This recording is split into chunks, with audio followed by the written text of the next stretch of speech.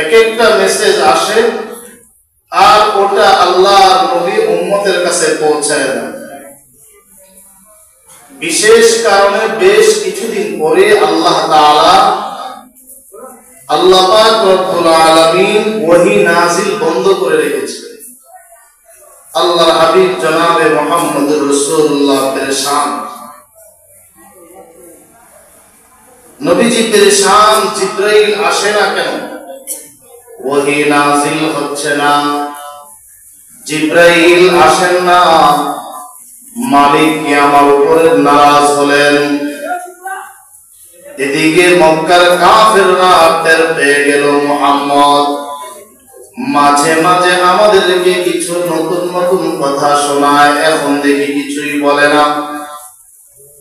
খবর নিয়ে দেখলো ওহী নাযিল বন্ধ, ওহী নাযিল বন্ধ।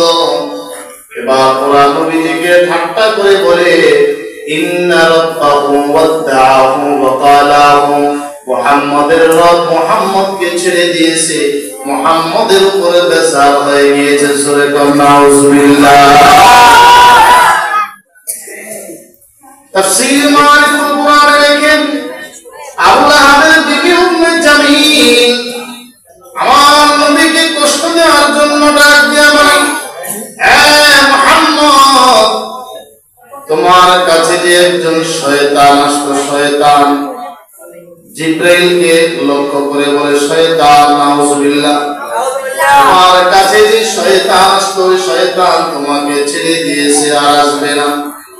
এমন সময় আমার আল্লাহ এই সূরাতুদ দুহা নাযিল করে আল্লাহ তাআলা নবীজিকে সান্ত্বনা দিয়েছেন। এই সূরা নাযিলে আমার আপনার নবী মুহাম্মদুর রাসূলুল্লাহ খুশি হয়ে যান। সুবহানাল্লাহ।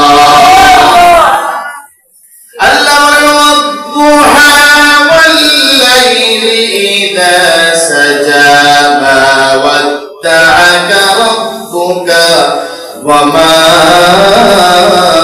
ক্বালা। দিনের কসম, রাতের কসম, দুইটা কসম করে আল্লাহ পাক রব্বুল আলামিন বলেন।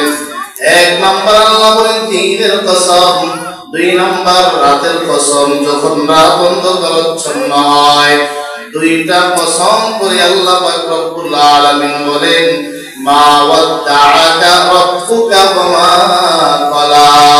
আপনার রব আল্লাহ আপনাকে ছেড়ে দেননি, আপনার উপরে তিনি বেজার হননি। সুবহানাল্লাহ।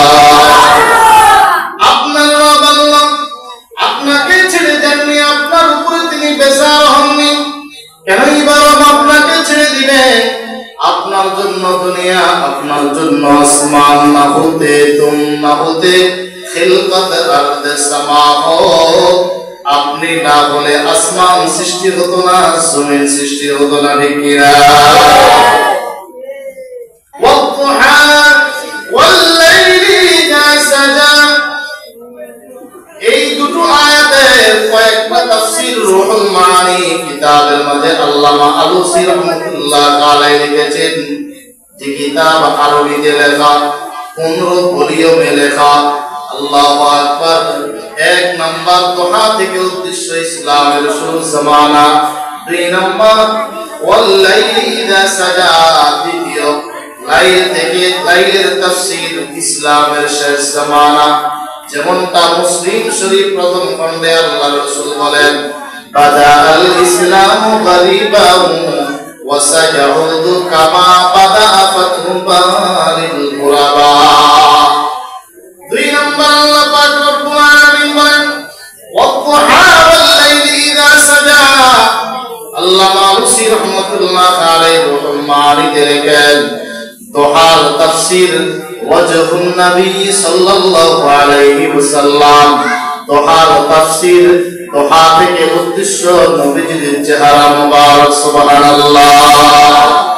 ওয়াল-লাইলি ইযা সাজা, লাইল থেকে উদ্দেশ্য নবীজির চুল মুবারক। তার মানে আল্লাহ বলেন, ওয়াদ-দুহা, নবী গো আপনার চেহারা মুবারকের কসম, আপনার চুল মুবারকের কসম। কেন আল্লাহ নবীজির চেহারার কসম করলেন? নবীজির চেহারা আমার আপনার চেহারার মতো না, বরং আল্লাহ তাআলা শ্রেষ্ঠ সৌন্দর্যতা দান করে নবীজিকে সৃষ্টি করেছেন, ঠিক কিনা? নবীজির সাহাবী হযরত হাসান বিন সাবিত নবীজির চেহারার বিবরণ দিতে গিয়ে লিখেছেন, ওয়া আহসানু মিনকা লাম তারা কাত্তু আইনি ওয়া আজমালু মিনকা লাম তালিদ নিসাউ খুলিকতা মুবাররাম মিন কুল্লি আইবিন কান্নাকা খুলিকতা কামা তাশাউ ওয়া আহসানু মিনকা লাম তারা কাত্তু আইনি, আমার চক্ষু আপনার চেয়ে বেশি সুন্দর পৃথিবীতে আর কাউকে দেখে নাই। সুবহানাল্লাহ। ওয়া আজমালু মিনকা লাম তালিদ নিসাউ, দুনিয়ার কোন মহিলা আপনার মতো এত সুন্দর কোন সন্তান দুনিয়াতে আল্লাহ পাক জন্ম দেন। সুবহানাল্লাহ বলেন। আল্লাহু আকবার। খুলিকতা মুবাররাম মিন কুল্লি আইবিন, সকল দোষ ত্রুটি থেকে মুক্ত করে আল্লাহ তাআলা আপনাকে সৃষ্টি করেছেন। ফাকান্নাকা খুলিকতা কামা তাশাউ, কেমন যেন আল্লাহ পাক আপনাকে সৃষ্টি করেছে যেমন আল্লাহ চেয়েছেন মন মতো আল্লাহ আপনাকে বানাইলেন। একেবারে পৃথিবীর মাঝে শ্রেষ্ঠ সৌন্দর্যতা দিয়ে আল্লাহ তাআলা আপনাকে সৃষ্টি করেছেন। সুবহানাল্লাহ। কবি বলেন, সারে দুনিয়া তাই কিয়ামে মিসলে তু দেখা নেহি, তেরে মানন্দ খুবসুরত চাঁদ ভি হোতা নেহি। সারা পৃথিবী আমি ভ্রমণ করে দেখেছি, আপনার মতো এত চমৎকার সুন্দর চেহারা আমি আর কোথাও দেখি নাই। আপনাকে দুনিয়ার মানুষ যদি আকাশের পূর্ণিমার চাঁদের সঙ্গে তুলনা করে নিশ্চয়ই সেটা বেইনসাফি হবে। কারণ ওই পূর্ণিমার চাঁদের দিকে নজর করে তাকায় দেখো, চাঁদের মাঝে দাগ আছে, আমার নবীর চেহারার মাঝে বিন্দু পরিমাণ কোন দাগ নাই। জোরে বল ঠিক কিনা? পৃথিবীর মাঝে মুমিন সবচাইতে আল্লাহর উপরে যাকে বেশি মহব্বত করবে তিনি হচ্ছেন আপনার আমার নবী মুহাম্মদুর রাসূলুল্লাহ সাল্লাল্লাহু আলাইহি ওয়াসাল্লাম। বুখারী শরীফে এসেছে, নবীজি বলেন, লা ইউমিনু আহাদুকুম হাত্তা আকুনা আহাব্বা ইলাইহি মিন ওয়ালিদিহি ওয়া ওয়ালাদিহি ওয়ান নাসি আজমাইন। আল্লাহু আকবার। আল্লাহ রাসূল বলেন, তোমাদেরকেও ততক্ষণ পর্যন্ত পরিপূর্ণ ঈমানদার হতে পারবে না যতক্ষণ না আমি নবী তার কাছে তার সন্তান থেকে তার পিতামাতার চাইতে দুনিয়ার সব কিছুর চাইতে বেশি প্রিয় না হবো, ঠিক কিনা? মানুষ মানুষকে কিছু কারণে মহব্বত করেন, সৌন্দর্যের কারণে মানুষ মানুষকে মহব্বত করেন, গুণের কারণে মানুষ মানুষকে মহব্বত করে। সৌন্দর্যের জগতে মানুষ সবার চাইতে শ্রেষ্ঠ সুন্দর ছিলেন আমার নবী মুহাম্মদুর রাসূলুল্লাহ, ঠিক না বেঠিক? গুণের দিক থেকে সূরাতুল কালামে আল্লাহ পাক রব্বুল আলামিন নবীজিকে চারিত্রিক সার্টিফিকেট দিয়েছেন। আল্লাহ বলেন, ইন্নাকা লাআলা খুলুকিন আযীম,